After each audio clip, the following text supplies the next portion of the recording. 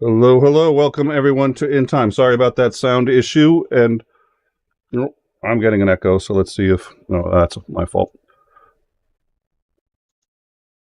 Well, I mean, we knew that already. Question is, are you going to fix it? All right, so, if everyone could just give me 1 second here. Oh, there's always something. You know what? You should have known that there was going to be problems when we actually started on time. That was the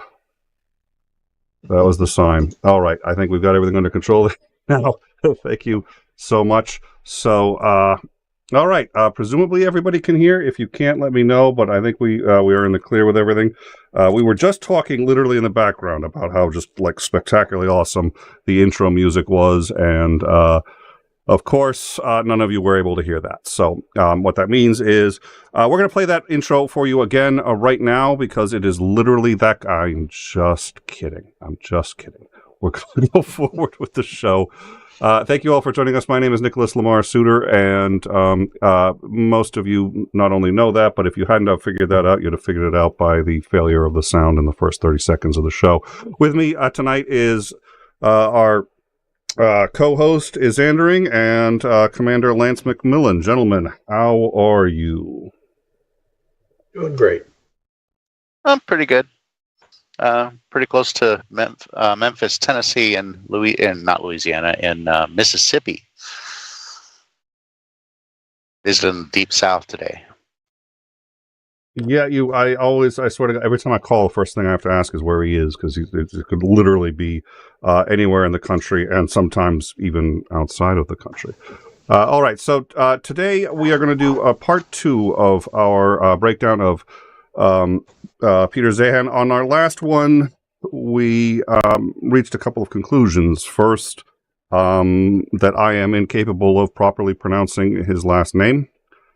Second of all, that he is very intelligent, has a considerable background in this material and seems to have earned his pedigree, and that he is successfully able to bring a lot of facts to the table on this. But we also felt that he was sometimes guilty of hyperbole and a level of self-confidence in his views that we did not feel were justifiable. First of all, gentlemen, do you think that accurately reflects your views, and did I miss anything? No, I think that covers it. Broadly speaking. All right, perfect. So what we are going to do now is cover his views on China. Now, he said something which is pretty typical of him, we're learning. Maybe a little hyperbolic, maybe not, we'll see. He made the claim that China will not last the end of the decade. He suggested that actually he believes it will probably fail within the next 2 to 3 years, but even if it makes it and hobbles past that, it's not going to make it to 2030. So he gave some very specific reasons why, a very long, detailed explanation as to why. So we are going to get into that tonight and see what we think of it. So without further ado, let's start in and see what he has to say. Specifically, 40% of the... Oh, yes, please. I want to preface something before we started in on this. Number one, this is a talk he gave in June of last year. And he makes a number of predictions, which you will see haven't we'll discuss. Quite come true. That's an excellent point. So thank you. Yes. Right. For those who would like to pursue it, there is a more up-to-date version of this talk that he gave that's about a month old, where he kind of tweaks his predictions, I think is the best way to put it. Yes. I think. Thank you for that. So this is 7 months old. He makes a number of predictions. I think we're going to end up having to discuss where those predictions landed. You had said this last time, and I think this is true, which is a lot of times he makes these predictions, and there's nobody really around later to say, "Oh, well, wait a minute, you said X, Y, and Z." And I think if he's going to make claims as bold as he makes, without any equivocation or hedging, guarding, anything like that. I think he needs to be, held account to it. And if he doesn't want to be held to account to it, that's fine. That's great. I think then he should, be a little more academic and a little more modest in his claims. And I don't see him doing that. So, that's very important. Thank you for bringing that up. The other thing, oh, dear Lord, there was something else. The other thing I wanted to mention is, unlike the previous one where he was talking about Russia and Ukraine, where I feel I have some degree of in-depth knowledge, particularly because a lot of it relates to the current military struggle that's going on. This particular talk is much more about agriculture and economy and things like that, and I'm on much demographics. Demographics. I'm on much squishier ground in this area. So I'm going to not be anywhere near as critical or forthcoming with, this is what he really means to say kind of stuff this time. Another very important point, I think I am there too. He makes some claims that I'm going to push back on reasonably significantly, but especially when he gets into the agriculture, I'm like, okay. Yeah. You there? Yeah. Yeah, no. I'm just trying to figure out if there's anything I can say, and I know what corn is. No. I know what corn is. Yeah, the other thing that's interesting is remember where this particular talk is being given and who his audience is. Where was this talk given, sir?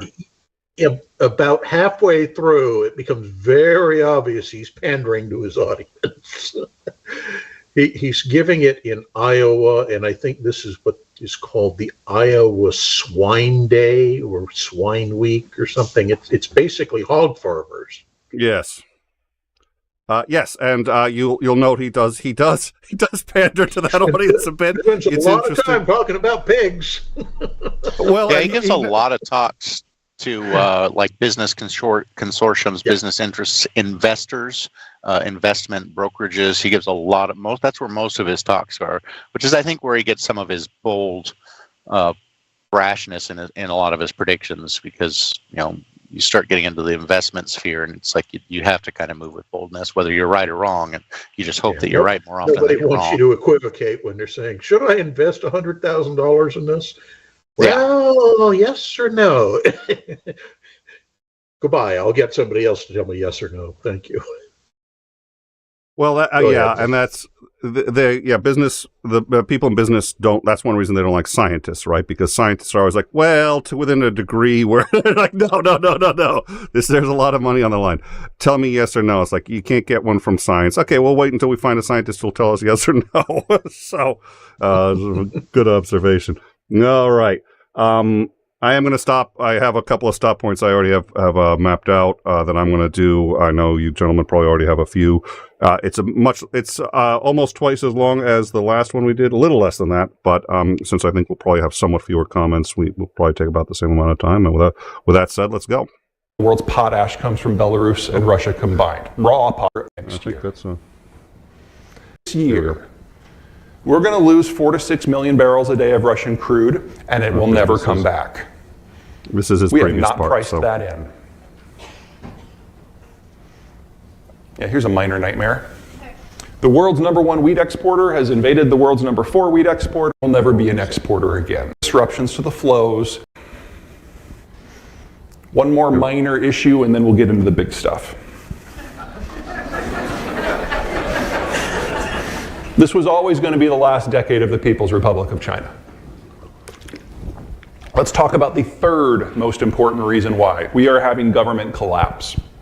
Chairman Xi has instituted a cult of personality far tighter than any world leader in history, including Mao, including the Chinese emperors of old, including Donald Trump. False. I'm going to stop right there, and this is one that bothers me. This is one that actually bothers me a lot. That is patently false. Yes. I'm sorry, what? I agree.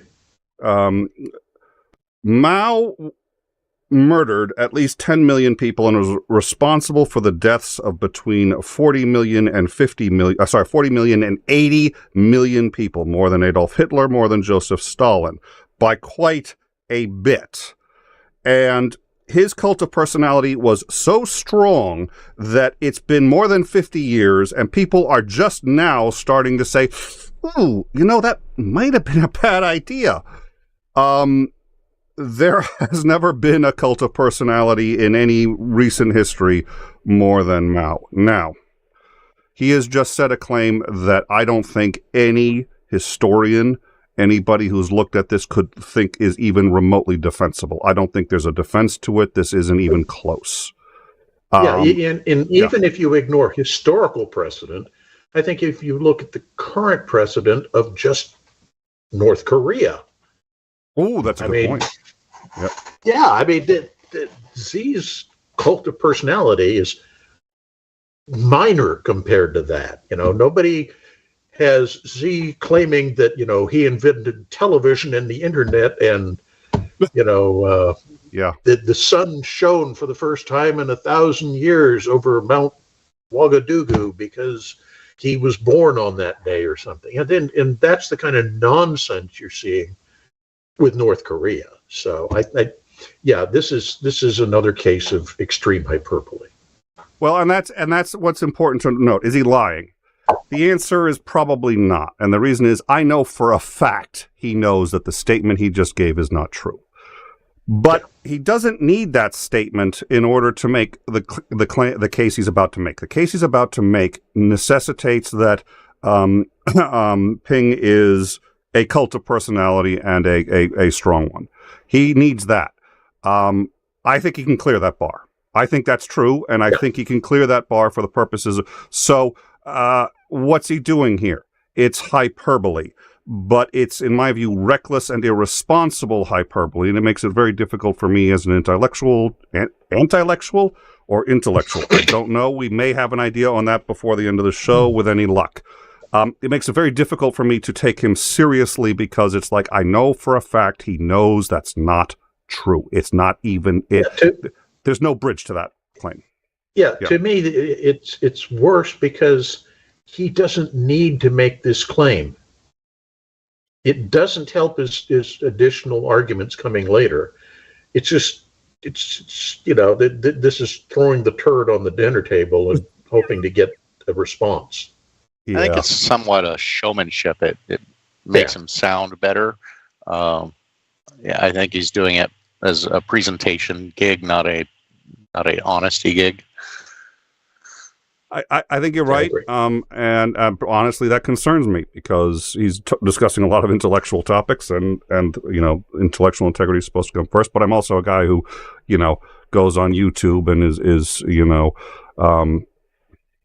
I get it. I was about to say, I know you prefer that, but you have how many followers? How many does Peter Zeihan have? All right. Two things. One, that's really fucking low. Two, you're not wrong. Okay. What's that saying? The truth shall set you free. But first, it's really going to piss you off. Do I still have discrete control over the NDI? Can I shut down individual feeds here? We just lost Xandering. You revoked all of my privileges and teams, so you can kick me out at any time you want, and I can't sneak back in. That's right, I can now. That's an interesting consequence of that thing that I had nothing to do with, but haven't yet reversed either. All right. Rolling right along. Let's stop derailing about, all the ways in which Xandering's a certifiable nightmare and get back to this. I have to remind you every once in a while, you're starting to say nice things about me. Yeah. All right. Okay, that was funny too. He has intimidated into silence or imprisoned or executed everyone within not just the CCP, but the broader system who is capable of independent thought.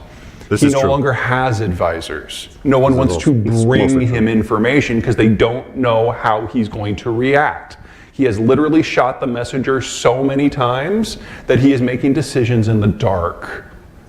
Now, this has horrible implications for any economic system, but in a one-man show, it means nothing gets done unless the leader gives you a written order, or you're one of the zealots who sees him on TV and is like, oh, this must be what he meant. I'm going to pause here real quick. We've discussed Russia a lot, Commander, you and I. I think he's got some truth to this as it applies to China, but this sounds a bit more even like Russia. Do you think this would be more apropos of Putin or of Ping? No, I think this is him. See, I think that the key is that in Russia, Putin has created factions that each rule their own private fiefdom, and they get to make the decisions when they're until and unless he disagrees. That's not so much true in China. China, it really is, he's the decider, and everybody has to bring him anything to make that call on, rather than make the call themselves. Because if they do make the call themselves, even if it goes well, he's still going to question why they did it. Okay, so rocky start, but he's now on track, I think, does that sound fair? I think that's accurate, yeah. So when you see a small army of bureaucrats in head-to-toe surgical stuff out on a runway at an airport with a leaf blower spraying lime to disinfect the runway, that's the kind of policies we're getting out of China now. And of course, COVID. Now, we're in the Midwest. I'm going to guess that there is a diversity of opinions in the room about COVID. Some of us would probably side with vaccines, where others of us think that natural immunity is the way to go. And I think in the privacy of our own homes, when the door is closed and no one's listening, we do think to ourselves, maybe the other side has a point. Okay? Is that safe? All right, we've been pausing a lot. I guarantee you once we overcome the hurdle here, we'll pause less. But I wanted to pause for this. I've listened to a lot of the things he said. This is my favorite thing he has ever said. I thought this was spectacular. It was humble. It was also still somewhat funny, and it was true. And I think if we had more discussions like this, I think would have a lot less angst in the U.S., and we wouldn't be facing the most divisive time ever since the Civil War. I think what he said here was just brilliantly done. It was humble, and it was just like, I'm not going to tell you what's right or wrong, but I love this. It's my favorite thing he's ever said, and it unbelievably well done. Yeah. China doesn't have these options, and it's not because of government. China was very successful for 2 years at keeping COVID out. No one has natural immunity. And the Chinese domestically generated vaccine doesn't work. It barely worked against the wild strain out of Wuhan, but then we had Alpha and Delta and Omicron B and Omicron Threat Confucius 7 or wherever we are. It doesn't work at all versus the new stuff. And Omicron B, the one that is dominant in China and dominant here today, it's the most communicable virus pathogen that humans have ever struggled with. And the death rate from it is higher than any of the previous strains. And for us, this is a footnote because we all have multiple sources of resistance now. But the Chinese have none. And if they opened, you'd be looking at 5 million deaths in China a month for at least a quarter, minimum. So they can't. Lockdowns are their only policy tool. Shanghai went into lockdown on April 1. They came out on June 1. They nearly went into lockdown again last week. It's a little touch and go right now. We're all familiar with Vegas, right? What happens in Vegas totally leaves Vegas if it's a venereal disease. Yeah. China right now is struggling with an outbreak in Macau, which is their Vegas. So you should be expecting major metropolitan lockdowns across the country within a month. This is China's new normal.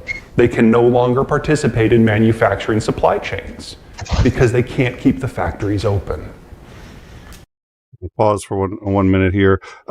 This was 7 months ago. There have not been a lot of lockdowns. There have been some threats of lockdowns, and most of them have been met with fierce resistance, both from the people and from the government. So this has not really panned out in quite the same way. I did forget to mention earlier, so let me just mention this quick. We are simulcasting this. This is on both In Time and Overtime. Overtime is our new sister channel. Our simul streaming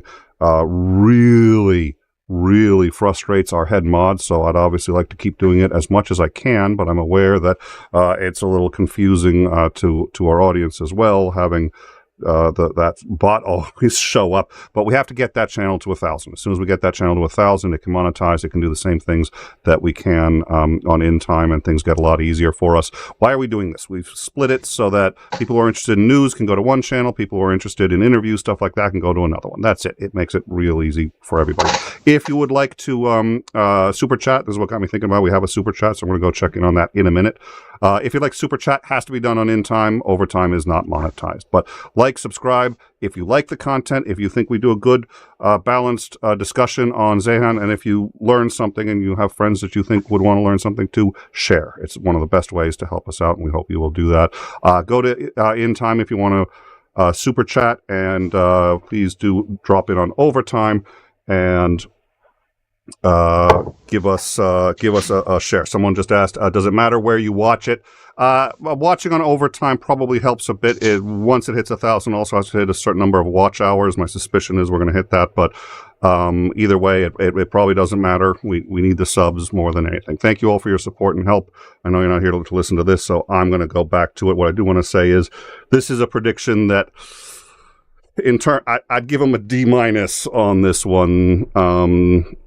He's right in that they did kind of try to. They ended up not doing it because the people really rebelled, and I think the government needs their support more than it has in a while. Yeah, so, well, I mean, yeah, they did start doing this, but then they got such a backlash because there were, especially of a couple very public incidences that happened. So they kind of started, and then they had some really bad problems cropped up, made national news, and there started to be a huge pushback against lockdown things, and they dramatically backed off the lockdowns.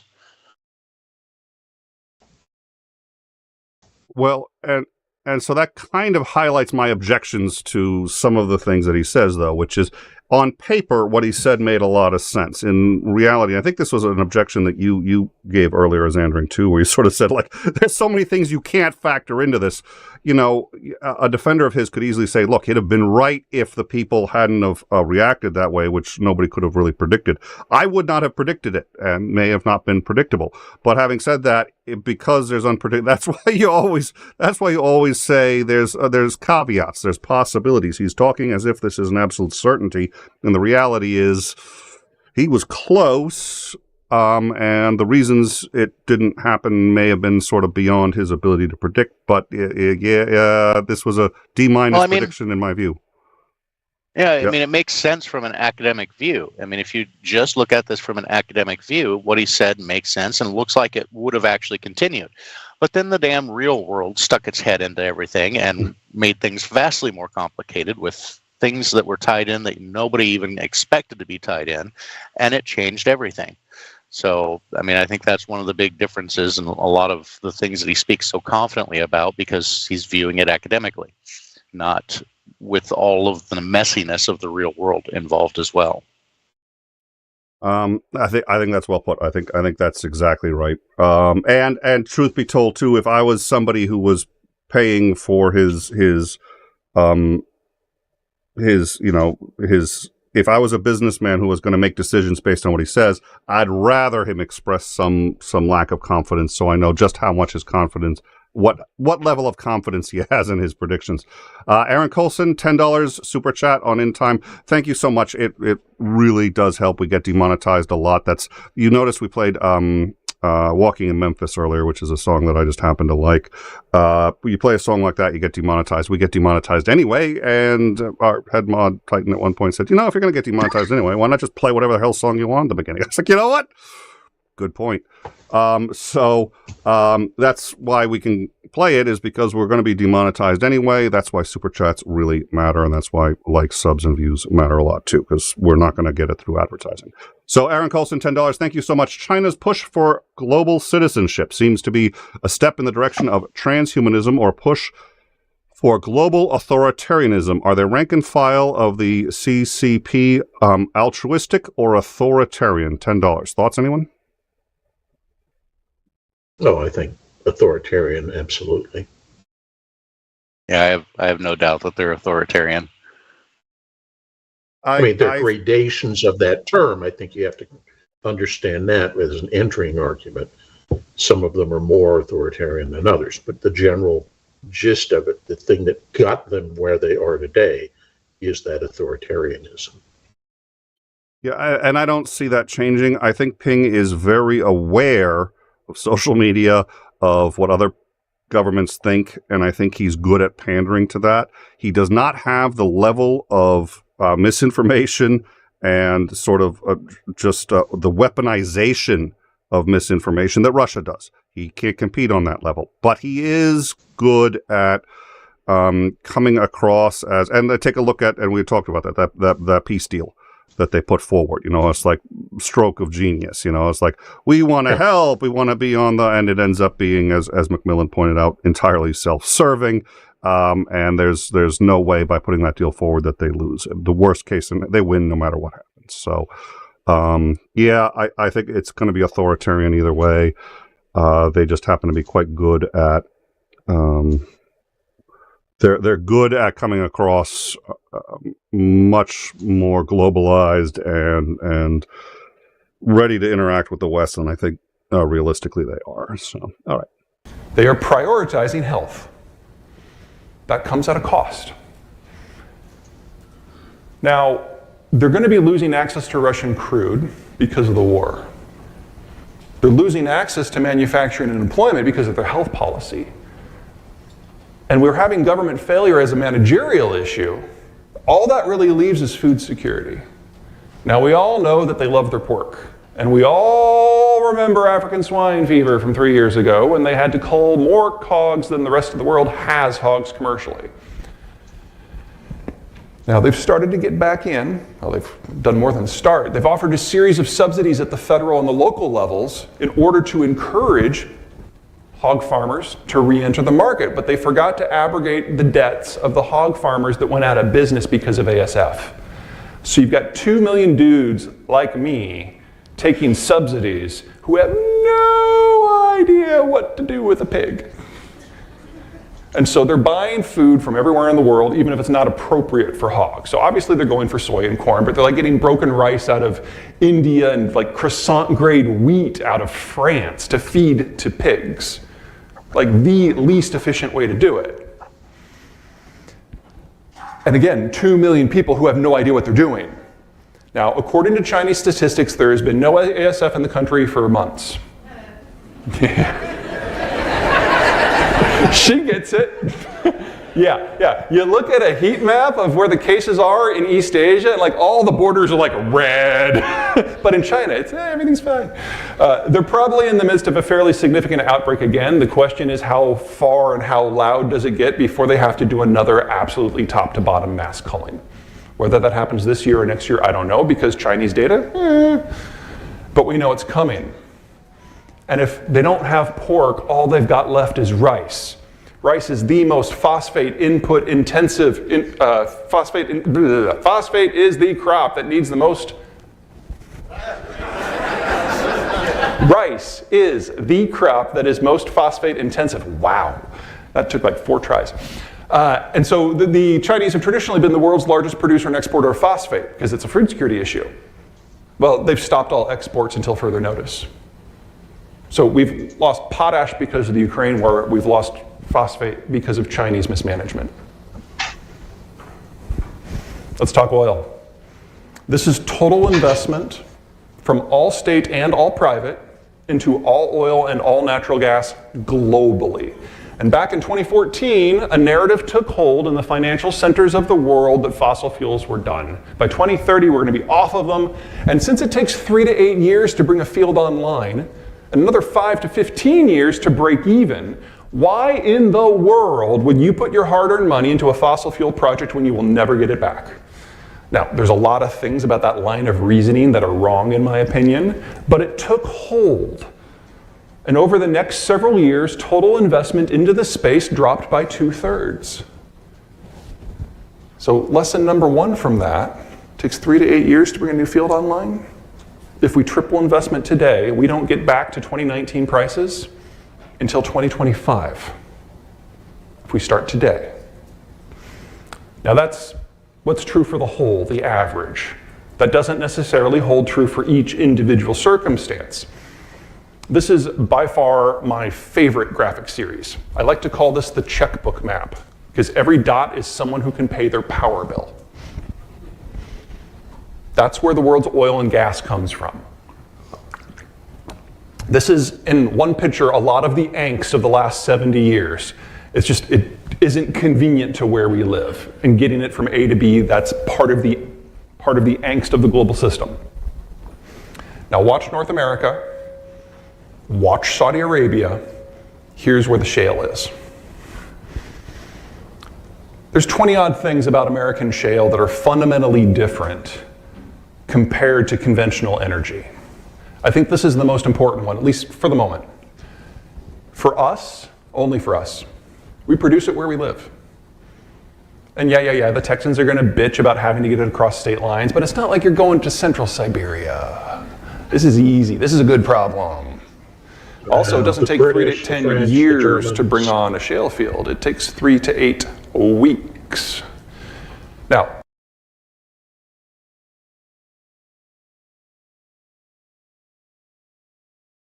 Hello? Uh-oh.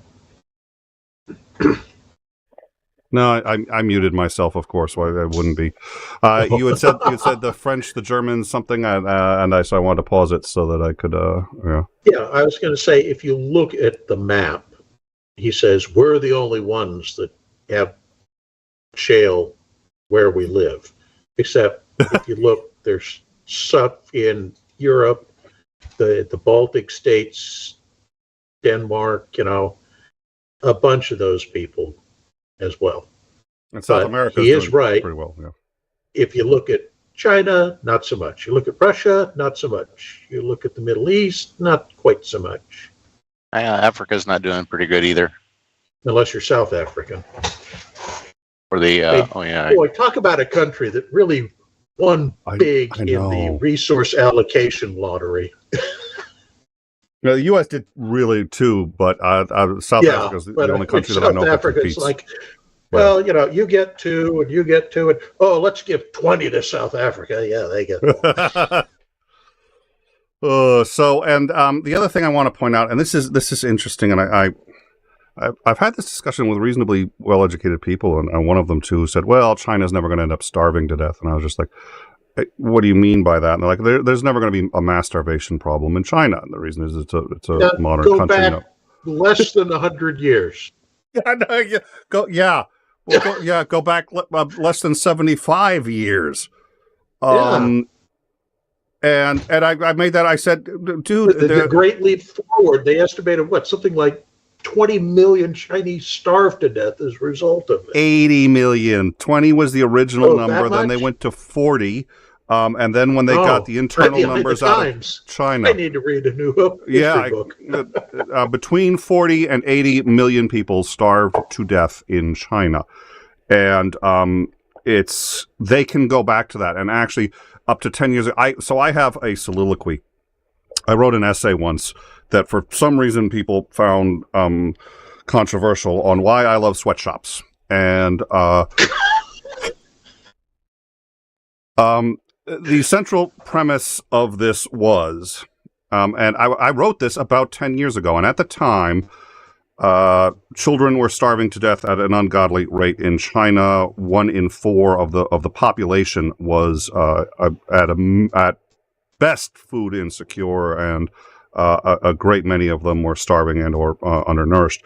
What my argument on the sweatshops was really quite simple. I had seen someone who, a Christian woman who said that in the name of God, she was going to close a sweatshop because they had the machine gun nests and all this other stuff. And she closed it, but she didn't bother to ask any of the children who were working there as essentially slave labor if they wanted it closed. If she had asked, they'd have said, no, don't close it. She didn't notice that the machine guns that everybody hears are there to keep people in. They're not. They're to keep people from breaking in. The machine guns are all pointed out, not in. And if the kids want to leave, they can at any time. They choose not to. And there are chains on the bathrooms to keep them from sneaking in there. But if they get caught, they just get thrown out. And someone else takes their place. The reason is because the alternative to working in a sweatshop back then was starving to death. There were hordes of people who were trying to break in to work. If you end a sweatshop, you haven't fixed the problem, which is that they don't have enough money or food and that the economy is such that businesses can get away with this kind of thing because for every person, for every job, there's 20 people that needs that job to live. That's what creates those conditions. And closing a sweatshop sends those people out to starve to death. Period. End of discussion. That's what it does. You want to end sweatshops? It's actually very simple. Free trade with China. We start buying a lot more of their products. They have to produce more. The production goes up. They need to employ more people. And then all of a sudden, when you have more jobs than you have people, that's when they can start demanding things, even in China. And every time I say that, somebody comes up and says, yeah, but it hurts the U.S. economy. Yeah. But we have a strong economy. We'll stay strong. We'll be rich. We'll get cheaper. We're still rich. We'll get cheaper products. Our economy goes down a little bit. In some sectors, a lot. Their economy goes up a lot. If you're a humanitarian, if you want to help the Chinese people, then you want to encourage trade with them and you want to encourage us working with them as much as we can, because despite the fact that, yeah, some jobs are going to vanish because they're going to go to China where they can do stuff like this, you're going to move them out of poverty. It's easy to say I'm going to close a sweatshop. It's tough to say I'm willing to, help invest and do what needs to be done in order to get these people out of poverty. That is all a very long way to say they are headed back there and they can go there again. And I've talked to people, I said that's where they're going. We are looking at Chinese people starving again very soon. It's China. Nobody will allow that to happen. Yeah, right. If people didn't allow that to happen, I would not have been able to defensibly write an essay why I love sweatshops. The only reason that statement is defensible is because if it wasn't for the sweatshops, even more people would, even more children. Parents were sending their children there because if they didn't, they were going to starve. Yeah, there are ways to fix it, but it's not. Yeah. Sorry, what? Yeah, I was going to say, and the parents were sending them there not just to get the kids fed, but because the kid would then be able to bring home food to the family who would otherwise starve. Yep. And the businesses knew it, and the businesses were taking advantage of it. But stopping them from, what do you, shut down the business? That's going to make things worse. Better to let them starve. We don't want to have, unfair labor practices. That would be bad. Yep. And I'm aware it's counterintuitive and it sucks, and I'm not endorsing what they're doing. But the problem is an economic one. It's not a moral one. All right, $5, Aaron Colson. The average age of CCP members is 57, 58. What happens when a millennial... Yep. Yeah. What happens? Sorry. I was just like, yeah, I think he's got it. What happens when a millennial and Gen Z CCP member takes control? It's not only that, but right now they're about to have a huge baby boomer problem, and they don't have the people to carry it on the account. I think they are in very big trouble. So any thoughts on the super chat? All I will say is just wait. Just wait. He goes into that. Oh, yes. Oh, that's right. He does. Yes, he does. So let's go further. We have a $2 super chat from Sinister Porpoise. I hate JavaScript as much as he loves sweatshops. Oh, I just realized I got one saving grace in all of this, which is YouTube does not allow clipping on in time. So otherwise, I'm just going to get I love sweatshops going around all over. Of course, I shouldn't say it because that encourages someone to figure out a way to clip it. But Yeah. I was going to say, yeah, you're worried. You're like, oh, good thing they can't do that, or they would just clip the heck out of me saying, I love sweatshops, and you keep saying it. And you're giving them so many opportunities. Like, no, not only did he say it, but he said it like 12 times. Our head mod, it does allow clipping on overtime. I may have outthought myself on that one. Yeah, we may need to go down. I think overtime is about to have some technical issues. All right. So thank you very much for the super chats. We really do appreciate it. I'm gonna play this, and I'm gonna be AFK for a little while. I need to find a excuse to kill the stream on overtime before it goes any further. We'll private the stream or something. That was back in 2019 before we had the everything in shortage economy. Now it's more like 3 to 8 months, but still, order of magnitude better. But not for anyone else. This is where the oil flows. The thicker the line, the more tankers are on that route. This is the route that matters the most. It is a convenient 6,000 to 7,000 mile sail from the Persian Gulf to the Chinese coast. Now, we've all heard those stories about the Chinese having this massive navy, over 600 ships, versus our 290. However, 90% of the Chinese fleet would fit in this auditorium. Not all at the same time, don't be a dumbass. One at a time. They don't have range. If no one's shooting at them, so they can go slow and in a straight line to conserve fuel, they can go 1,000 miles, maybe. Most of them you're talking under 400 under a war scenario, whereas our fleet is entirely blue water. So if there is a real conflict in which the Chinese are involved, someone who does not care for them, and that is a long list these days, is going to put 2 destroyers in the Indian Ocean basin and cut the energy line, and China deindustrializes within a year. They are. All right, that is a bold claim. We actually kind of discussed that claim when we were talking about the lead up to World War II. Commander, what are your thoughts on this claim?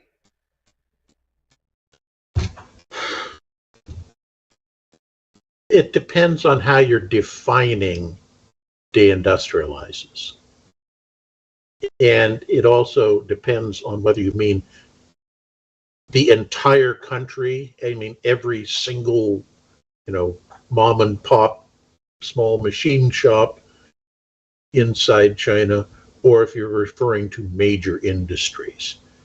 I think, as you say, it's a very bold claim. I don't think it's supportable unless you start caveating it. And I think that what you end up with is certain enclaves that would survive, maybe see a downturn, but they'd still survive. But yeah, I think the majority of the country would experience really major setbacks. So it would certainly be a significant problem, but some hyperbole is what it sounds like you're saying. Yeah, but I mean... Well, it's also not quite as easy as he makes it sound.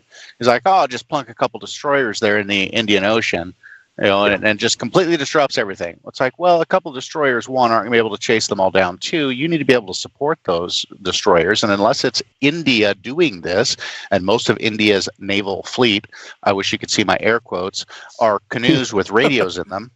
And ask me how I know. They're literally canoes with radios in them. Anyway, they're, so you have to have the logistical support to support an actual destroyer, and that's not cheap. That is really expensive, and they're very vulnerable, and the rest of the world is going to have a problem with that. So, he says it so flippantly, just plunk a couple of destroyers in there, and it's like, yeah, the U.S. won't allow that. Like, that is a major traffic lane for the United States Navy. They are not going to allow that to happen. And, the U.S. isn't going to allow that to happen. It is not nearly as simple. Right. I think his posit is that if the West, not necessarily led by the U.S., but with U.S. acquiescence of a sort, decides to impede Chinese oil traffic from the Mideast, then that happens quite easily. And yeah, when the I U.S. say could the drop West, a carrier right, there. right. And when I say West, in this case, I'm talking about India as well, because India does have a fleet of note. It's not huge, but it's noteworthy. I mean, they have, I think, at this point, 3 carriers actually. Well, so I think there are 2 takeaways from this. First of all, China does. China does not. A lot has been made in the past of the size of China's fleet, and what he's suggesting is. I think he said this in another version of the video. It's mostly defensive. A lot of it is still using diesel, meaning that, if a submarine's on diesel, it doesn't have the huge range because it needs to come up, swap out the air, charge the batteries, yada, yada, yada. And it's a small fleet. So the idea that it could operate offensively in any way that could really intimidate the U.S. is not tenable. So that's a very different view than most of us have heard, and I think we agree here that he's probably right about that. And the second takeaway is that their security for oil is actually their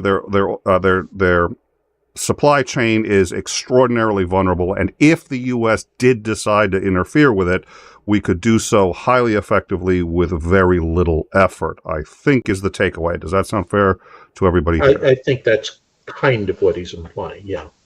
All right. And let's see, we have super chat. Okay, Aaron Colson, $20. Thank you again, Aaron. Wow, we've been very generous, so we really appreciate it. Thank you very much. It's another super chat. Last one from me for the night, and very much appreciate this conversation. Well, thank you. Can you describe what you think the majority Chinese person's the non-wealthy sentiment is of his own government? Wow. I would like to. I have a few thoughts on it, but I am not qualified to say anything that you could take as coming from somebody who knows. So probably better to keep my mouth shut. I wish I could speculate. I could make it sound decent, but I don't have Peter Zeihan's experience in that field. Oh, come on. That was funny. Does anyone have any insight into that? Insight? I don't know that I would say insight. I don't know if I would say I have insight into it, although in my admittedly non-expertise opinion, the average Chinese person probably doesn't think much of the government at all. They're just trying to get by in their lives and survive, and the government and governmental power is so far out of their purview of daily life that it's something that they may grumble about, but it's not probably really a big impact on their thinking throughout the day. They're probably more concerned with trying to survive. I can see how people would have that opinion. I will, and this is a little dated, I will admit, but I will bring this up. When we stopped on one of the ships I was on in Hong Kong, this was when relations with the U.S. were warming up. We were allowed to go on tours into China. Now, admittedly, these were guided tours. So you got to take what the tour guide says with a grain of salt. But when we're going on this and they're taking us to this town and they show us, this is the new clinic that we put up. And I'm looking at it going, this is not a clinic. This is basically an empty room with a clean floor and a cabinet that has some bandages in like Tylenol in it. That was the extent. But the way the person said this, and I'm not going to say I'm a great judge of character or anything, but my interpretation was this was legitimate, honest feelings by this person, was with the most profound pride you can imagine. because this was somebody who was brought up under the old regime. And you didn't have a clinic in your town. If you were lucky, if you had party connections, they might put you on a train to the big city where some overtasked intern might get to see you. But here in this little town, for the first time ever, they had this clinic, and they had an actual trained nurse, not, the midwife, but somebody who'd actually been to a university and gotten registered nurse qualifications to staff it. And as I said, this was some time ago. We're talking over 20 years ago. Look at how far many parts of China have come since then. Yeah, it's a walking basket case of corruption, ineptitude, et cetera, et cetera. But when you look at the difference of what China is today from what it was when they finally kicked the nationalists over to Taiwan, and it's a night and day difference. They have made enormous progress. Yes, at great cost. Yes, at substantial loss of anything even resembling personal freedom. But the average Chinese person, I think, legitimately looks at this advance that occurred in basically less than 100 years, and they feel pride in that. Would they like changes? Would they like improvements? Would they like something that's less odious as a form of government? Sure. But nonetheless, they can see that what has come about from this form of government has been beneficial to them. That's my interpretation. That sounds a lot like my experience in Russia as well. Immense pride in yeah. All right. Well, let's continue and see where he goes. Are the most vulnerable economy on the planet. And that's only the second reason why I don't see the Chinese surviving the decade. Anyway, back to us. Checkbook map again. I think you know where you are. This is the most important cluster of checkbooks in the history of human civilization. Marshalltown, Iowa, where I'm from. Bismarck, North Dakota. Moving on. This is not a frat party. Population of Western North Dakota is what, 12? Yeah. This is not just a bunch of dudes leaving the lights on. Yeah. It's lit up because of a problem with transport. Now, oil's a liquid. You can put it into a container or a rail car or a tanker truck, whatever. Natural gas disperses. And so much natural gas is bubbling up out of the fields as a byproduct that we have to flare it until we can build out the infrastructure to capture it and transport it. And you can see it from space. Which means in the United States, only in the United States, not only is our oil and our gas produced where we live, for us natural gas is a waste product. And waste product economics are brilliant because everyone loves free, right? This is what free looks like. This is Henry Hub. This is our primary natural gas pricing location. We don't have anyone here from the Gulf Coast, do we? Anybody? Yeah, okay. They have these things called hurricanes. And back before 2008, about half of our natural gas was produced in the offshore Gulf. So when a storm would come through, they would have to shut down the platforms and evac them. The storm would rage by, and then they'd have to go back and spend weeks undoing the damage, and that manifested as sustained price increases. But by 2009, the majority of the majority of natural gas in the country was produced onshore in the shale fields. And we don't care what the weather is on shore. So prices went low for a long time. Texans, of course, know what this little spike is. This is what happened last January when Texas got cold. Aw, dropped down to 27. They did not cope well. Prices almost tripled.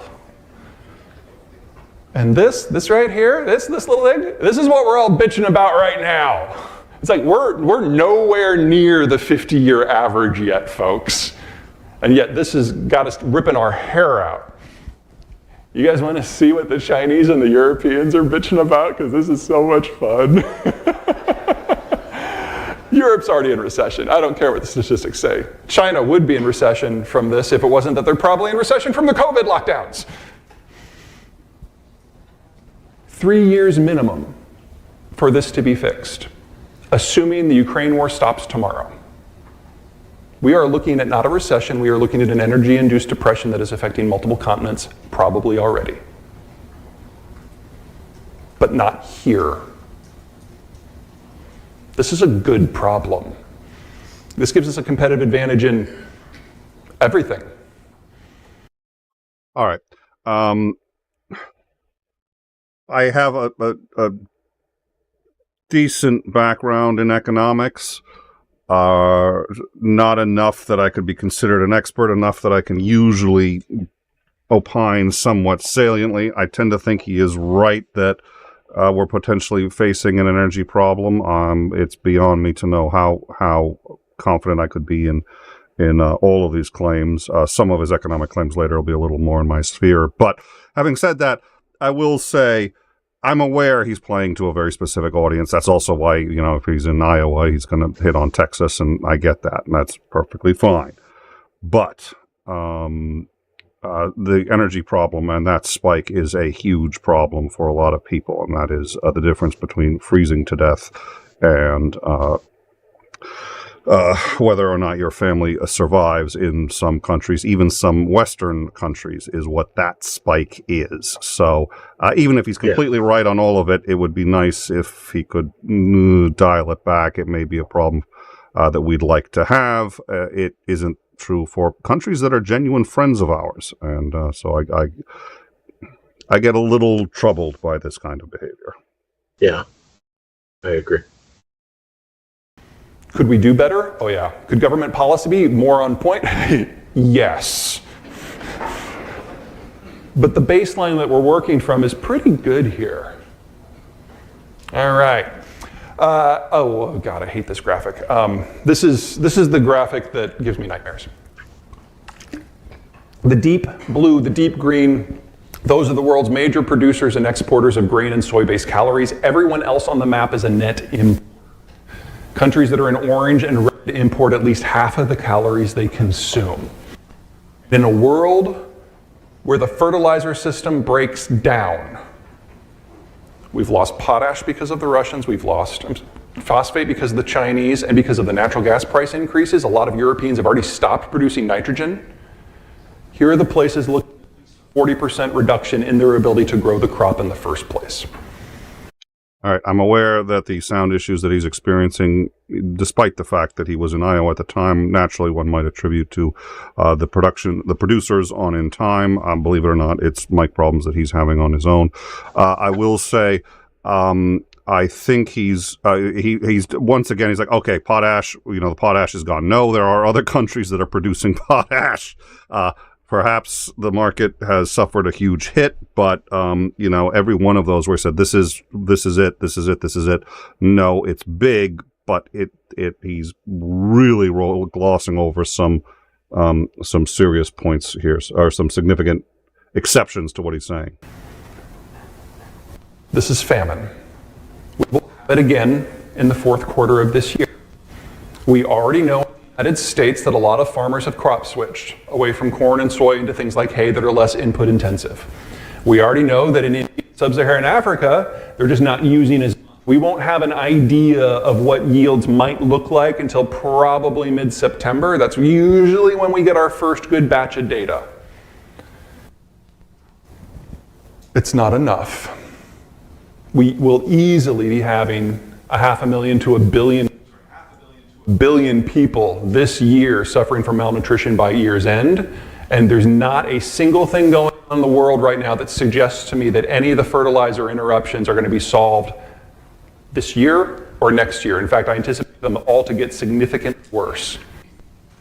All right, he's absolutely correct about this prediction, but the reason he's correct is because by the time he gave this, those were already the numbers. We've had between 700 million and 1 billion suffering from malnutrition worldwide for the last, I want to say 19 years. So everything that he just said, it depends on what he means by these claims. So I don't know what he means, but by what most people would take these numbers to mean, he's already right, and he was right when he said it, and the numbers haven't changed. They haven't gone up, and when he predicted, I think at one point, 1 billion by the end of the year, or how many he said would be starving to death, the number is lower. The number has not gone up significantly. However, so if he's you want to say he's right, it's only because he's not making a prediction. It was the state of things when he said this.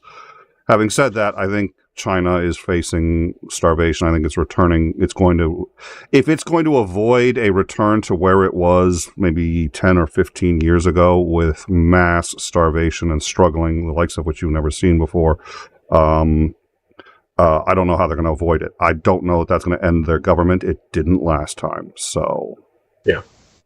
So the other thing that bothers me about this graphic and the way he's talking about it is many of the countries that are in orange, and definitely many of the or most of the red countries, either have been in that condition for forever.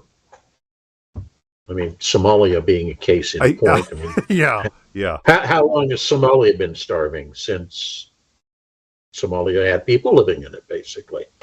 But other countries like, say, Saudi Arabia or Libya or Algeria or Venezuela down there. Those are countries that had food shortages, certainly, but they import. They're not people starving to death. When was the last time, we had, the Irish potato famine, but you don't see people talking about famine in Ireland right now. But yeah, all of that's food that they're importing. So the map itself is a little deceptive.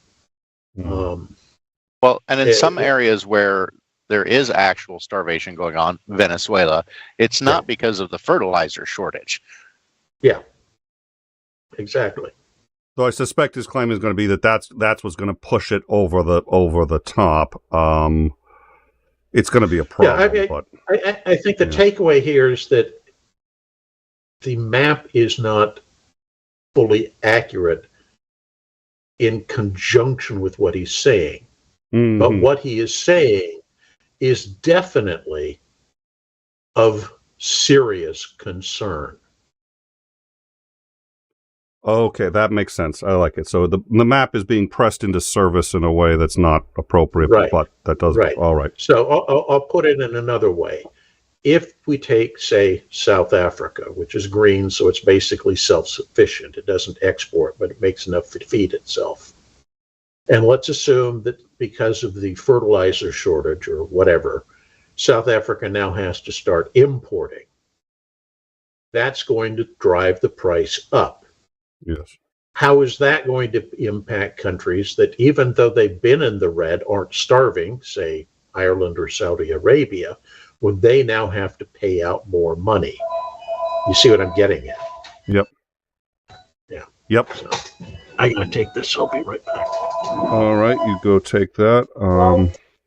I'm going to mute you there, so he is muted.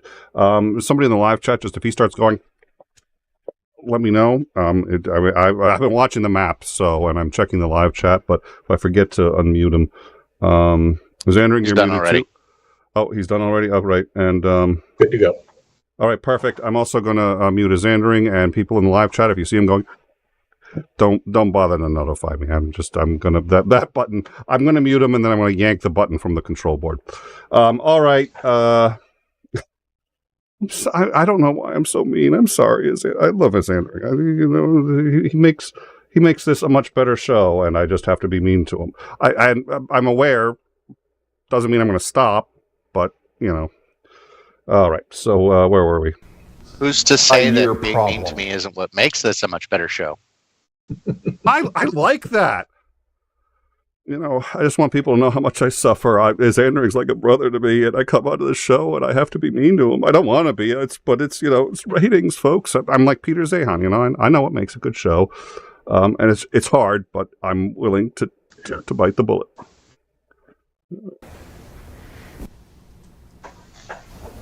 And it's going to change the production portfolio. Now, every on here is a row crop, but the brown is exclusively wheat.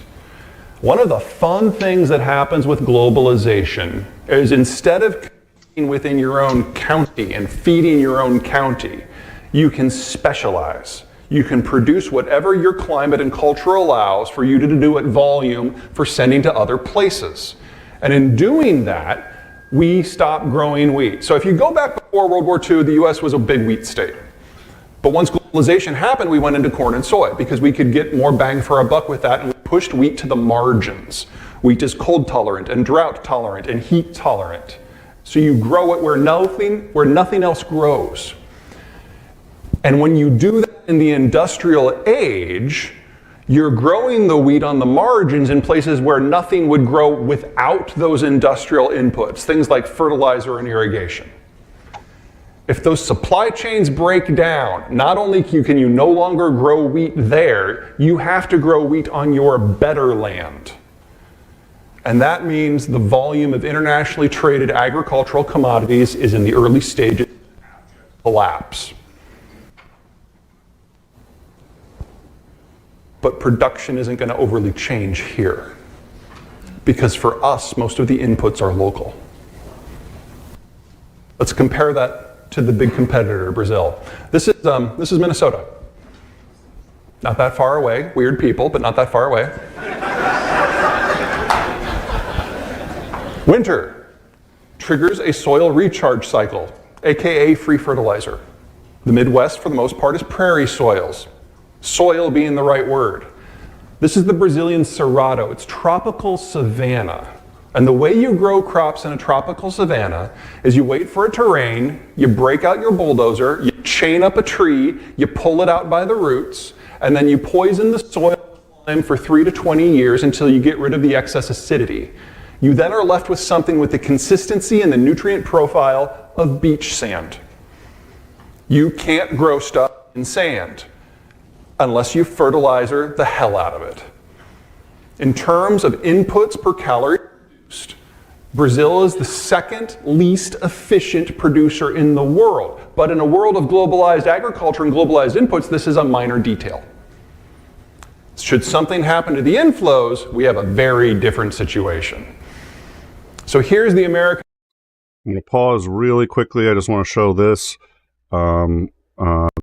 Titan, thank you very much for taking the time to get that. That is a hunger map right there of the Earth. I'm not going to stay on that too long because we do want to wrap this up. We don't want to keep the show going too long because we have some time constraints here. But that's it. You should be able to. In fact, I may at some point while this is playing overlay that so you can see it in huge, the full screen. But that's the map as it is. 0.67 billion, so 67. So I was a little shy on the 700 million, but I was close. So yeah, about 700 million people with insufficient food consumption, 17 countries with high levels of hunger.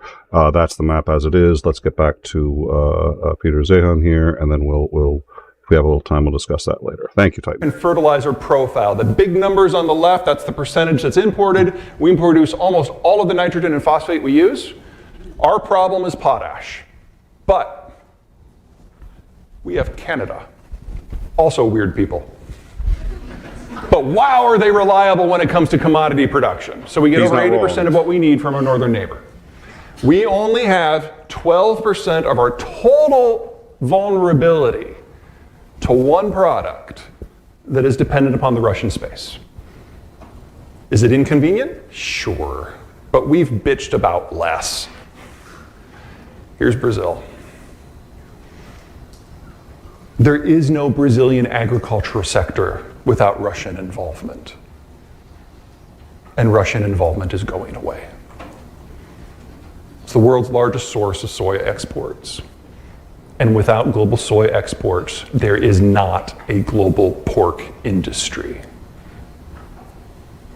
Except here. And if we're being nice, Canada too. And folks, that's it. There's no China without this. There's no Spain or Germany without the stuff out of Ukraine. It is that simple, and we are now there. Now, the Brazilians were smart, and as soon as they realized things were getting real over in Ukraine, they forward pushed a lot of imports. They have more than enough for this season, and remember, they double crop. We don't know yet if they have enough for the next one in this year. They certainly aren't going to have enough for 2023. Catastrophic reductions in yield because these are not prairie soils. Without those inputs, there is nothing. There's only one competitor to keep an eye on. That's Argentina. Very similar climate to the Midwest, a little bit drier, but same deep prairie soils that we have here. Their problem as well is going to be getting the fertilizer. But this is a country that is already a significant exporter of soy and to a lesser degree corn. And if you're looking for simplicity, you want to produce the inputs that you need for your animal protein. Argentina is the only place out there that can now do that at scale, theoretically. Now, I'm sure you guys have all Argentina, really? Argentina? They have made every wrong choice that you possibly can in the last 90 years, and it shows. I don't mean to suggest that this is inevitable, and it's certainly not imminent. I'm saying it's the only really one to watch for. Now, as you all know, it's not just about inputs, it's also about hygiene, and hygiene is largely an issue of experience, technology, and above all, capital. And the Argentinians have had to import all of their capital for most of the last 50 years. And they're not alone.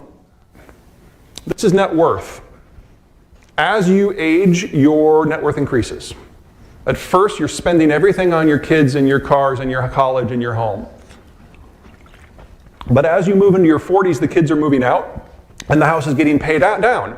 And that last decade before you retire, you're at the peak of your earning, and your expenses have dropped. And that makes you the wealthiest you will ever be for your life. And then you retire, and you liquidate your stocks and your bonds, and you go into T-bills and cash, because you won't be able to take the pain of a currency correction or a market crash. You will never have income again, and so if you keep everything engaged and the market falls, you're destitute. Can't afford it, have to go conservative. It's pretty normal. Now historically, that hasn't really mattered, because until we industrialized in the 1950s, this is what our demographic profile looked like. Children's at the bottom, young adults, mature adults, retirees at the top. That's roughly true on the economics. I mean, there's still he's talking but yeah. Well, I was going to say, these pyramids are where it starts getting really interesting. Oh, yes. Men on one side, women on the other. And the sliver up there in the early 60s, it's small. It's always been small. Historically speaking, back to the dawn of humanity, it's small. And there have always been more people in their 50s than their 40s. I'm sorry, I said that backwards. There have already been more people in their 50s than their 60s, in their 40s than their 50s. And so if a small group leaves and a larger group is coming up behind, it's the same ratio each and every year. But when we industrialized and urbanized and globalized in the 50s and 60s, that changed. Because when you live on the farm, especially pre-industrial, kids are free labor. You have a lot. My mom's here, what do you have, 37 brothers and sisters? Yeah. But globalization and industrialization means urbanization, because people move into the cities to take value-added services and manufacturing jobs. And so when my mom moved into town, she went from being one of 37 to having 3 kids. Because when you move into town, kids are no longer free labor. They are very loud. They are very annoying. They are very expensive mobile pieces of furniture. And adults aren't dumb. Most adults aren't dumb. Here's us. We've all heard, that blah, blah, blah, the baby boomers, how are we going to afford their retirement? That's legitimate. But it's from a capital point that I'm really concerned. They're the largest generation we've ever had. They're moving into retirement. On average, the boomers retire in the 4th quarter of this year. We are almost there. And they're taking all of their money with them. They're going to lock it into very uninteresting things like T-bills, and they will stay there until they pass on, which on average will not be this decade. So we know that the velocity of capital isn't simply going to slow or stop, it is going to go into screaming reverse. And the cost of capital has to increase by at least a factor of 4 in the next 12 calendar months. The fact that we're going through an economic tightening cycle at the same time is just bad luck. It's going to magnify everything.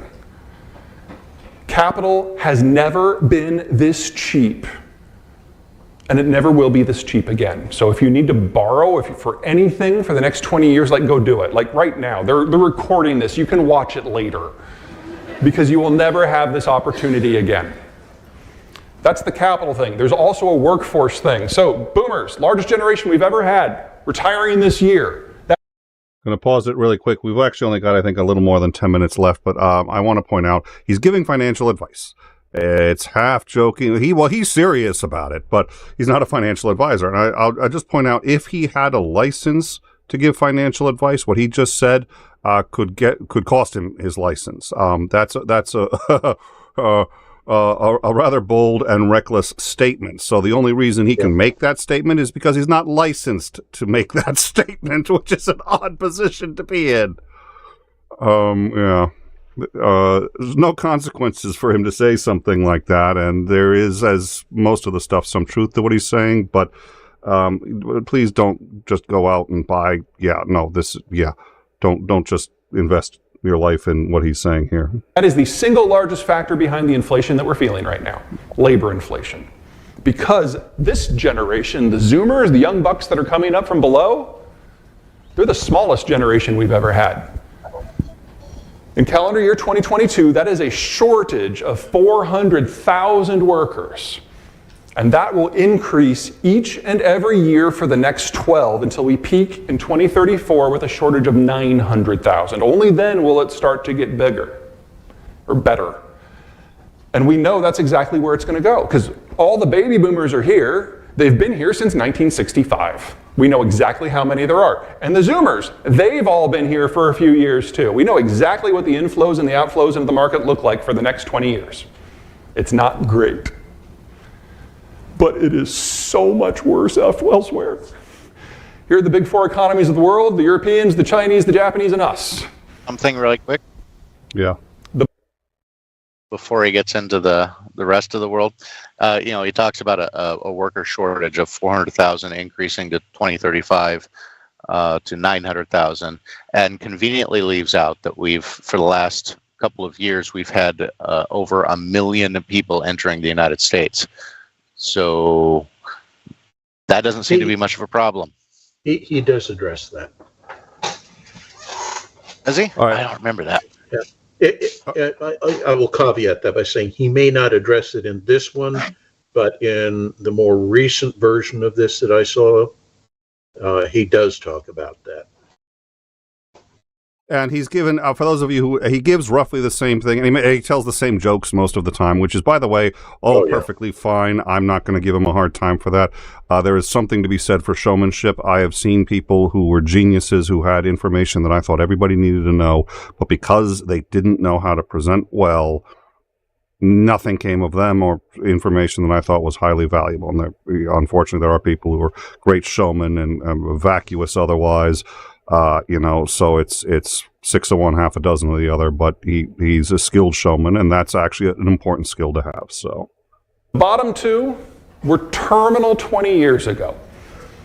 When your birth rate changes and you start having fewer kids, it doesn't manifest immediately.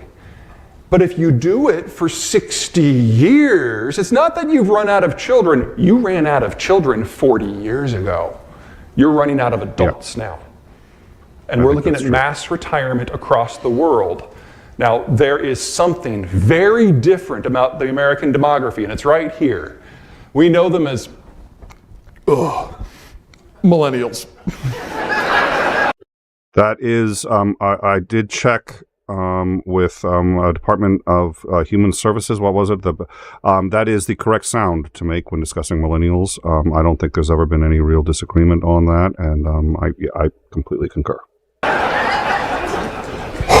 I just threw up on my mouth a little bit. American boomers did one thing that none of their cohorts in the rest of the world did. They had kids. And, we can talk all day about the millennials, and oh, can I? But they have one thing going for them that their equivalent around the world does not have going for them. Here, they exist. They're consuming today. They will be investing in a few years.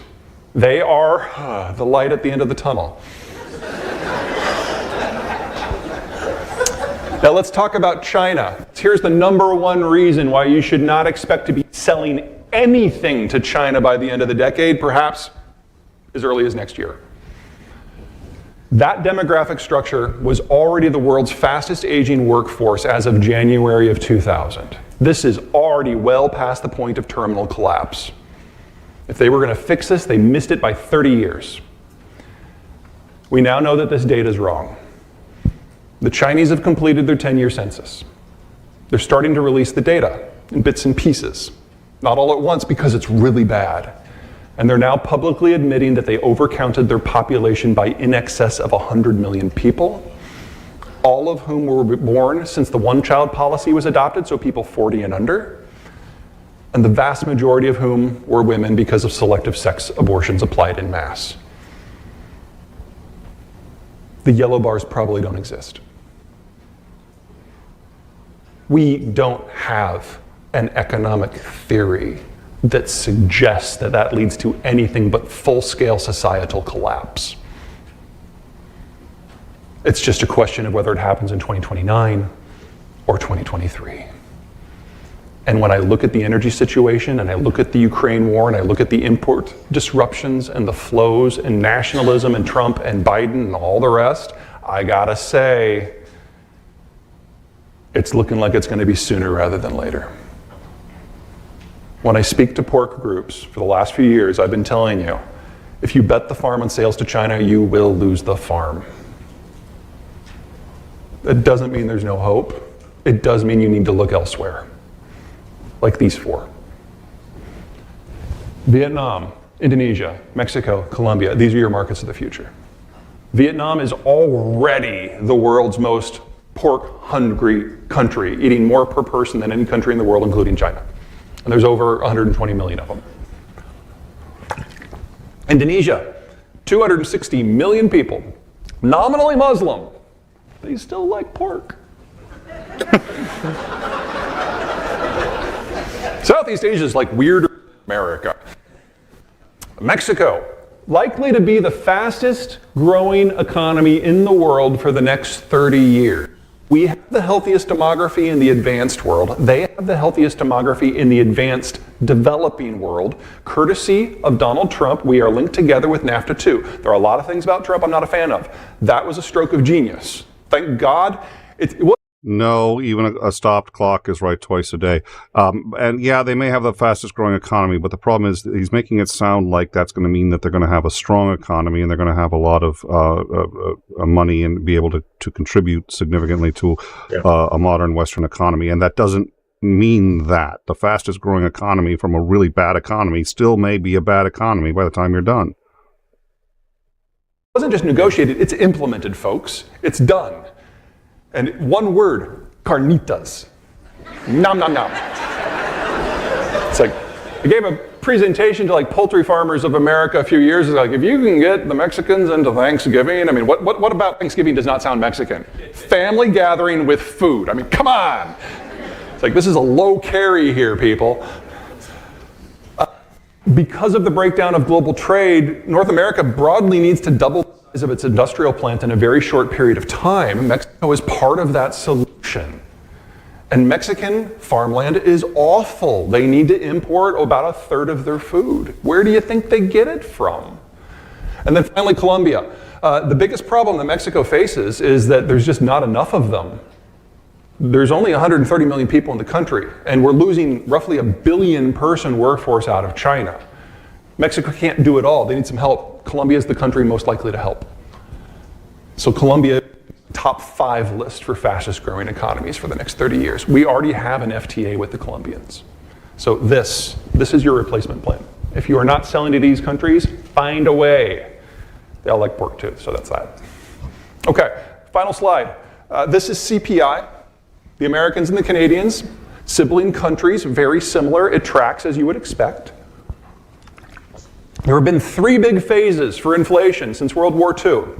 First, the original post-war build-out. This is when most of what we consider to be the advanced world fully industrialized. Remember, we didn't finish this process in the United States until the 60s. This is roads, this is power plants, this is asphalt, this is electrical grids. Industrial, demand-driven inflation. Then we had the baby boomers come of age. Houses, cars, kids. Consumer-driven demand inflation. And then we had this glorious period that we all think of as normal. The Soviet system collapsed, and an empire's worth of raw commodities was dumped on global markets, whether it was oil and gas, or wood, or wheat, or aluminum. Kept prices low for a generation.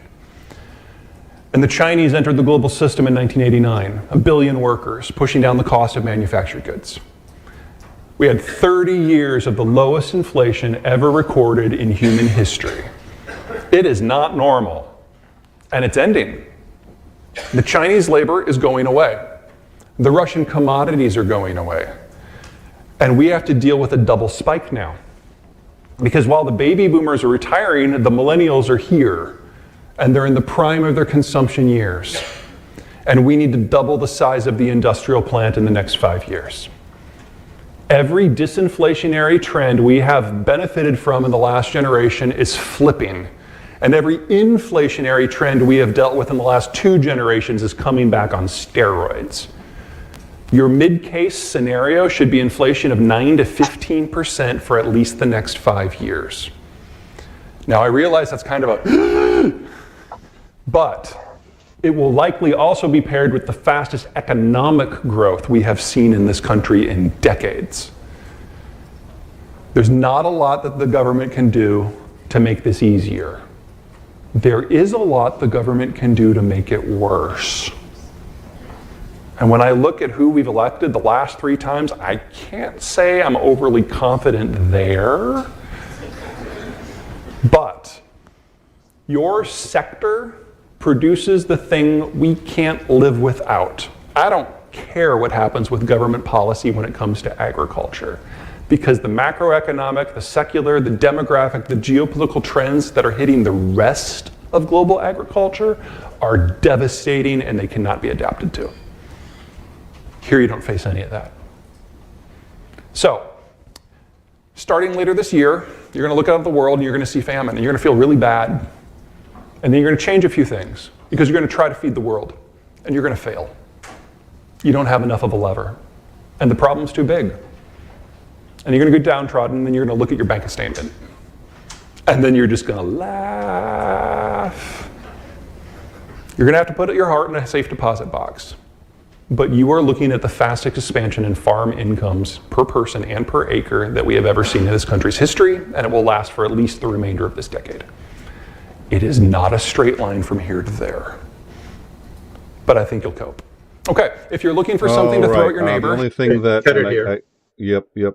I want to go back to one thing, and somebody had mentioned this, and I think either I'm conflating this with a different one, or I just don't remember. But I did want to put this video up here. If you take a look at the China on the right, you'll see that there's the yellow stars, there's the red lines, but the lines are actually yellow at the ends on that particular map there. And he had said this, I don't know if it was cut from this version or if I'm conflating versions. Somebody pointed this out in the live chat. Those yellow lines are what we've learned doesn't exist. So it previously up through those yellow lines was thought to be real, and so that map of remove the yellow in those lines at the bottom, and that's what it's actually like. So all right, having said, yep. The thing that I think is interesting about that he doesn't mention is when you get a swing that severe,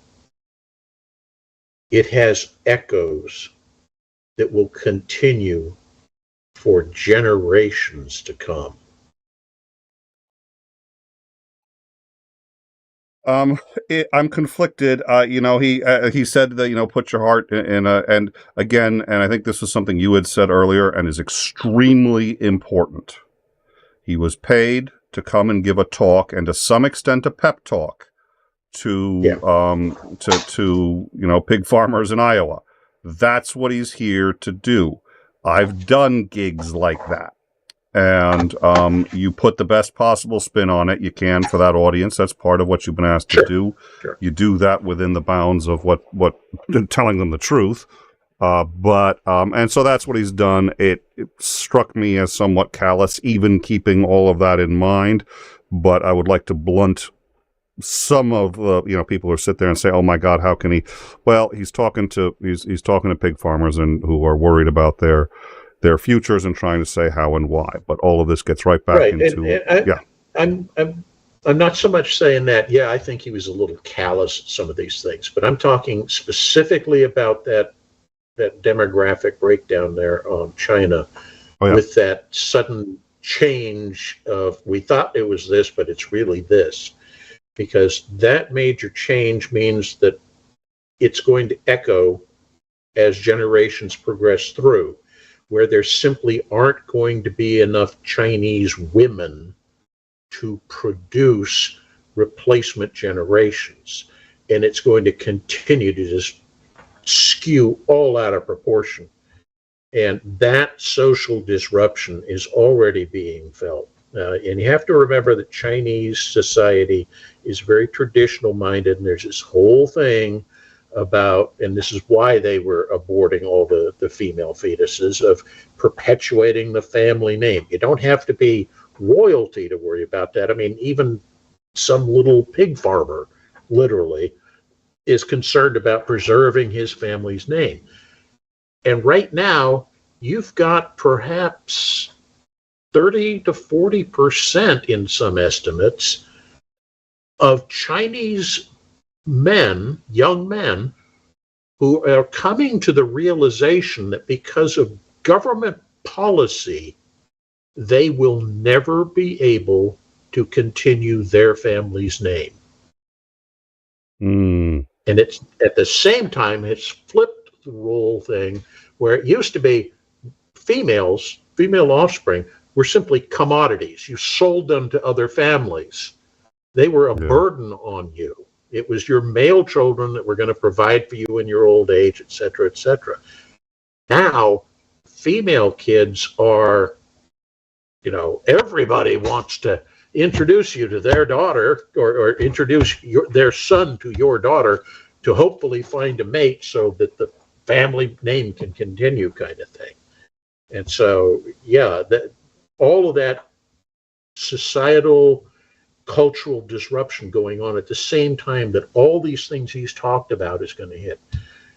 I don't think he's necessarily overstating the case that China could very well dissolve. I mean, we'd go back to something akin to the Seven Kingdoms period in Chinese history with, little warlords. And it hasn't been that far in the past that we had that kind of thing, because we had, the Warring States period, and then we have the warlords when we have the Chinese Republic period.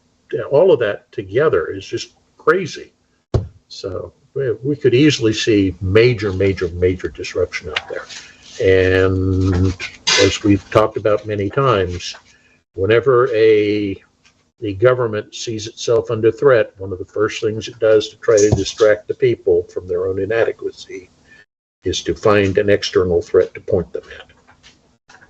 Well, they've certainly been engaging on Ukraine, and there's been some issues, of course, with Taiwan. Do you think that we can count on a more aggressive China in the near future?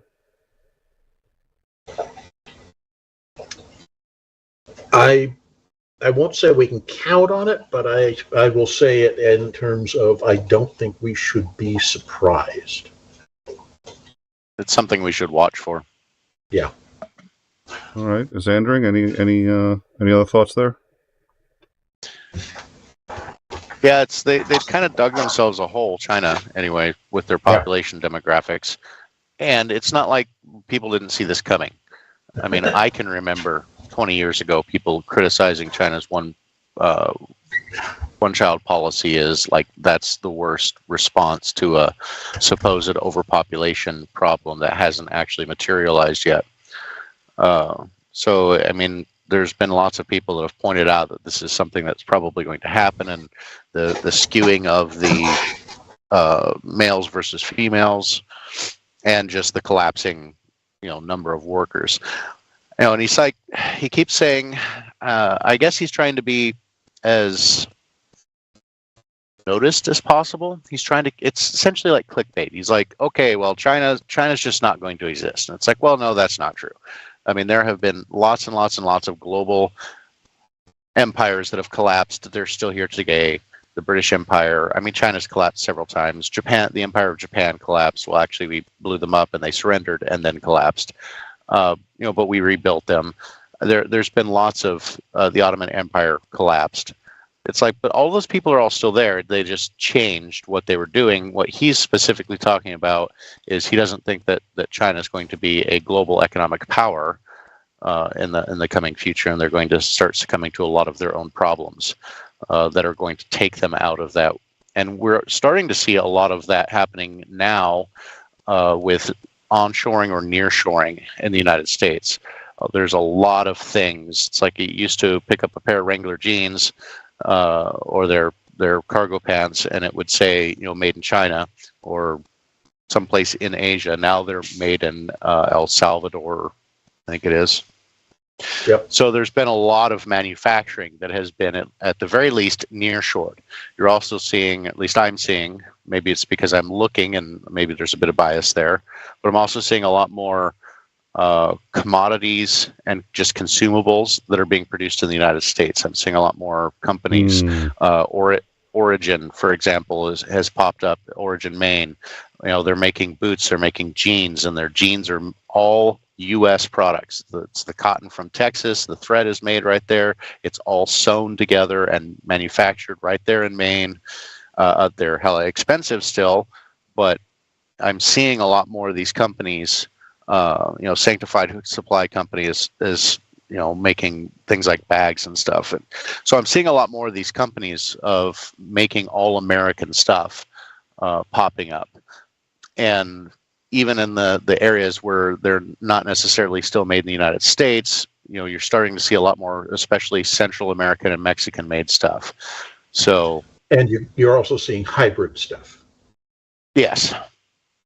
So yeah, that's is been around for quite a while too, and a lot of people don't realize that it's stuff that's partially assembled in, say, Mexico, and then brought back into the U.S. for final assembly, so that you can put a sticker on it that says "Made in the U.S." Except it really wasn't, but part of it was. But regardless, the key is that increasingly there's much less of it that's coming from Asia than used to be the case. And you're dead accurate on that. Yeah, and especially over the last 3 years, I've been seeing an acceleration of that. I said, no, I don't think any. There's another one that just popped up. I think in 2020 it started. They make socks, and they're in, I think, Louisiana. Why can't I remember the name? Anyway, doesn't matter. I'm seeing a lot more, especially in things like clothing. I mean, it used to be go find a piece of clothing made in the United States. Go into Walmart, find a single piece of clothing in that store that's made in the United States. And it's like, well, in Walmart specifically, you probably still won't find a single piece of clothing made in the United States in Walmart, but you will find a bunch of stuff that's now made in Mexico and El Salvador and Guatemala. So, it's getting a lot closer. And of course, one of the things that he's talking about in this series is the collapse of globalization, and that we're moving back more to a mercantile system or a regional control system. Yeah. All right. Well, all right. So I think for me, I have become more and more convinced that Russia will not survive, at least as the country of Russia will not. Well, I would be very shocked if 10 years from now Russia still exists in the way that it does now. My hope is any change would be a significant improvement. Who knows? I'm a toss-up, and I think that when it comes to China, I would not be surprised if the People's Republic of China, if the PRC still existed 10 years from now. I would not be surprised. It's actually they've suffered a lot and held together. So I would not be surprised. On the flip side, I also would not be surprised if the PRC dissolved and a whole other government took over, and if China was something else. So I do agree with the overall assessment that if you are betting on the success of China operating for another 10 years, I don't know that they're going to necessarily collapse within this decade, but I think it's in our lifetimes, and I think it's sooner rather than later if it's going to happen. And if you're betting on it not happening, that would be unwise. I don't have his confidence that it's a foregone conclusion, but they have got serious problems, and the problems are absolutely, especially in total, I think existential for the People's Republic. So, and I think that's about my view. Does that sound fair, Ol? Yep. That's fairly fair. I mean, it's a real strong, look at this from an academic. He made a specific comment. I didn't want to stop it just for that one comment, but he made the comment, it really is that simple. And every time I hear him say that, I'm like, no, it really isn't that simple. As a matter of fact, it's vastly more complicated than you're leading on here. So I want to point out that it's on paper, academically, all of these things come in, but the world is far more complicated than the analysis that he's putting forth, and there are so many things that can come out of left field. It's maybe China does disappear because H5N1 wipes out 90% of their population. I mean, there's something like that could come out of left field and upset absolutely everything. So the real world is not that nice, not that tidy, and it is unimaginably complicated with all of the different factors that end up coming into play. So it's and the fact that just because he says, oh, well, they're not going to be here, and I'm like, yeah, actually they probably will be there, just maybe not exactly in the same way that they are right now. Yeah. Like I said, the British Empire collapsed. There are so many empires that have collapsed, and yet they're still around. Britain's still here. They're just not quite the same as they were in the 1600s. So, well, it's not the British Empire; it's Britain, right? And I think that's a possibility. You also get things like, Sudan breaking up into Sudan and South Sudan, or Czechoslovakia breaking into Czechia and the Slovak Republic, and so on. Slovakia. And those kind of things happen. And I think China does have enough internal differences in terms of culture, language, and that's a big one, that I can envision a case, culture, but I can envision a case where it breaks up into component parts. It's still going to be distinctly Chinese, but it won't be the People's Republic, the grand unified idea. All right. Well, that makes a lot of sense. So, Jacob Taylor, we know what you meant exactly. So, all right. Well, thank you all. Thank you all. The live chat was very busy, and no, I did not mean to insult all millennials. I just loved. I'm sorry. I love to hit soft targets. That's why I'm making fun of his Andring all the time. So thank you all for joining us. As I said before, like, subscribe, and share. I think we did a great breakdown here, and I would like to very much thank Commander McMillan and 𝐒𝐨𝐮𝐭𝐭𝐞𝐫 for joining me for this. So thank you, gentlemen, both. I think it was a good show, and you were hugely helpful. Thank you. So fun to go in there. And hey, if anybody just doesn't have enough drama in their life, just take this whole show and go find somebody like, I don't know, maybe a Trump supporter, and get them to watch it.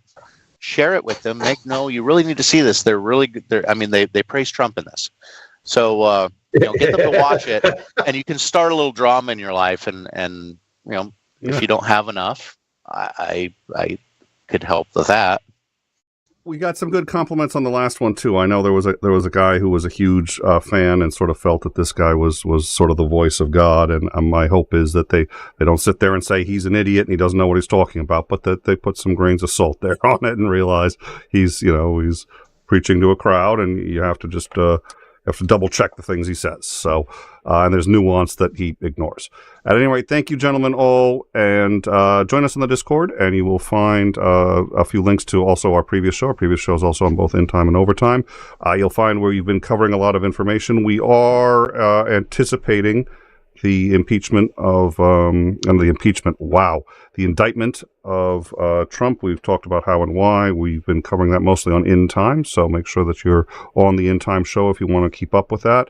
If and when he gets indicted, we'll probably cover that on both channels because it ruins Titan's day and because it's big enough that I think it should be covered.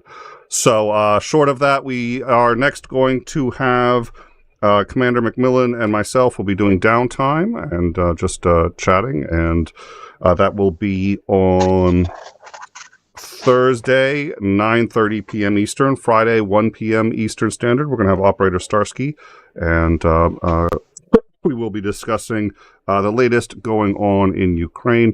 Next week, we have a couple of different shows that we are working on, and we are trying to settle on what's going to be scheduled when. We may or may not do another Zeihan video. There's one or two I'm interested in, but I do think we've also covered the topic well. So if there's something that he's said that we believe there could be more value in covering it, we'll cover it. If not, we will be doing other things. And we do have some other things that we're working on. Join us on the Discord and keep up with all of that. Thank you all. Thank you for the super chats. Thank you one last time to Commander McMillan and his Andring. And I hope you all have a marvelous night. And we look forward to seeing you, if nothing else arises, Thursday for Downtime. Thank you all. Have a great night. Take care. Thanks.